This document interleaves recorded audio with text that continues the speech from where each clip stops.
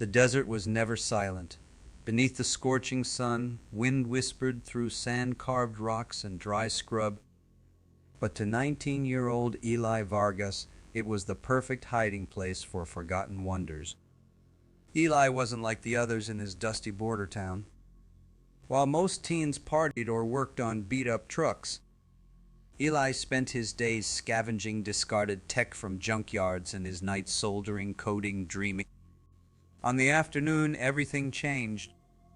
He was trekking across a sun-baked arroyo, metal detector slung over his shoulder and drone buzzing overhead.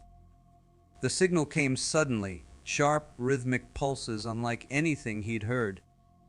He dug feverishly, breaking through layers of rock and clay until his fingers hit smooth metal. It wasn't rusted. It wasn't weathered. It was humming. A silvery, obsidian black cube the size of a toaster. No seams. No wires. No labels. Eli stared, then touched it. The moment his skin met its surface, it bloomed, unfolding silently into complex geometries, a fluid dance of shifting angles and refracted light.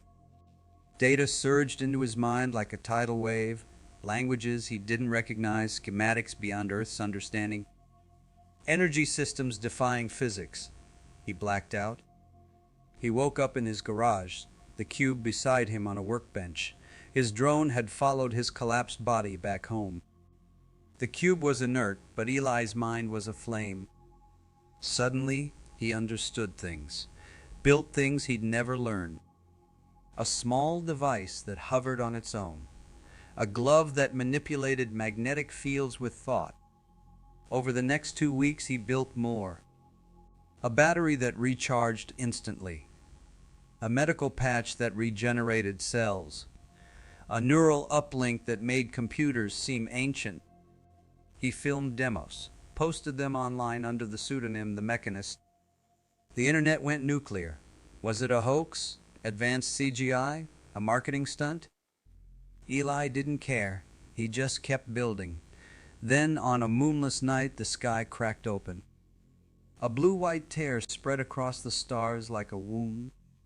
From it emerged a sleek obsidian craft, impossibly smooth, silently hovering above Earth. Across the globe, satellites lost contact. Power grids flickered. In every language, a single broadcast message appeared. The relic has been activated. Return it or be erased. Panic swept the world. Eli's hands trembled as he stared at the cube. He knew it was the relic.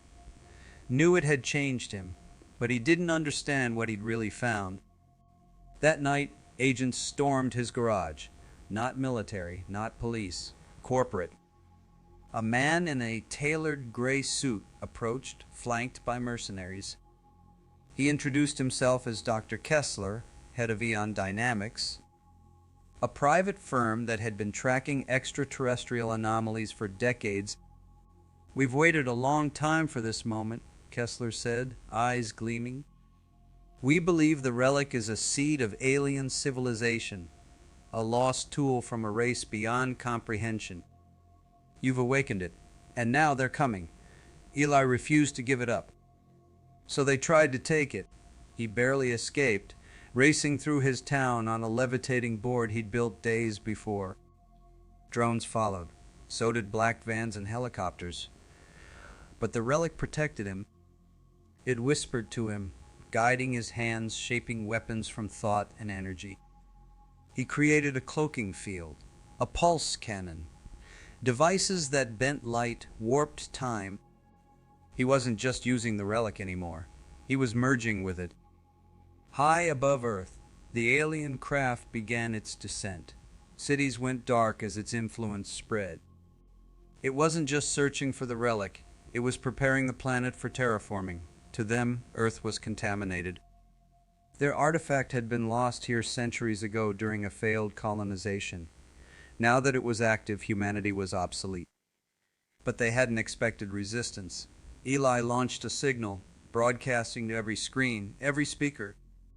"My name is Eli Vargas. I didn't mean to start a war, but I won't let them erase us. I have the relic, and I'm going to fight. Millions watched. Across forums, chat rooms, and darknet servers, hackers, engineers, rogue scientists responded. They wanted to help. He became a symbol, not just a kid with alien tech, a rebellion in flesh and blood. Kessler reappeared. I warned you, he said coldly. You think you're a hero? But to them you're an infection. They'll sterilize the Earth just to get to you? Then help me stop them, Eli said. Kessler smiled grimly. Too late for that. The final confrontation happened in the Mojave Desert. The alien craft descended, an artificial moon spewing drones and biomechanical soldiers. The sky shimmered with war. Eli arrived alone. But he was no longer just Eli. The relic had reshaped him. His eyes glowed silver, veins humming with energy. He wore a suit of light and metal that responded to thought. Around him floated constructs of alien origin, weaponized with human ingenuity. The alien commander appeared, its voice a frequency that shook reality. You have defiled sacred technology, it intoned. Surrender? Eli raised his palm. Not today. The battle was cataclysmic. Waves of energy lashed the earth. Time looped and folded. Physics frayed. Eli fought not with brute force, but with creativity. Every attack taught him something new. Every failure reprogrammed his suit. In the end, he did the unthinkable. He merged with the relic fully, becoming a living interface of alien and human will. He hacked their language, corrupted their code, turned their own terraforming array against them. The sky burned, then cleared. The craft retreated, defeated, but not destroyed. Their final message was a warning. You are dangerous, and you are not alone. Eli collapsed. Weeks passed. Governments scrambled to understand what had happened. Conspiracies exploded. Eon dynamics vanished. Eli was gone, his garage emptied, the relic a myth once more. But deep in the desert, a signal pulsed. A new message in Eli's voice. If you're hearing this, I'm not dead, just evolving. They'll be back, but next time, we'll be ready.